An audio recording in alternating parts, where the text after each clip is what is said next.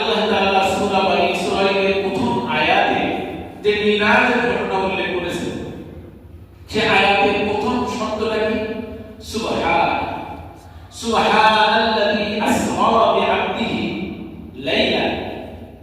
পবিত্র ওই সত্তা যিনি নিজের গোলামকে, যিনি নিজের বান্দাকে রাত্রে ভ্রমণ করিয়েছেন, মিনাল মসজিদিল হারাম ইলাল মসজিদিল আকসা, মসজিদে হারাম থেকে মসজিদে আকসা পর্যন্ত। আল্লাযী বারাকনা হাওলাহু, যে মসজিদের আকবার আকসার আশপাশে আল্লাহ বরকতময় করেছেন, লিনুরিয়াহু মিন আয়াতিনা, যেন আল্লাহ সেই গোলাম অর্থাৎ মুহাম্মদ সাল্লাল্লাহু আলাইহি ওয়াসাল্লামকে আল্লাহর আয়াত, আল্লাহর নিদর্শন সমূহ দেখান। তো এই আয়াতের শুরুতে বলা হয়েছে সুবহান, মানে পবিত্র। সুবহান শব্দের অর্থ কি? পবিত্র। এই পবিত্রের অর্থ কি জানেন?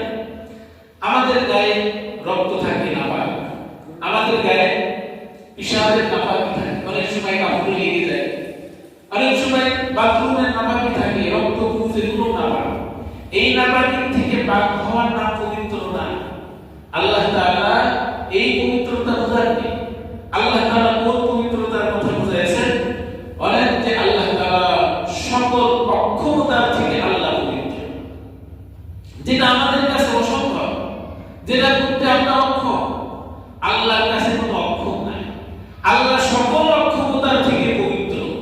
কারণ এই যে মেরাজের ঘটনায় বিশ্বনবী উম্মে হানি ইবনে আবু তালেবের বাড়ি নির্দিষ্ট এক কক্ষে শুয়েছিলেন। বিশ্বনবীকে জিবরাইল আমিন এসে নিয়ে গেলেন। দরজা দিয়ে বের করেছিলেন নাকি জানালা দিয়ে? ছাদের উপর দিয়ে।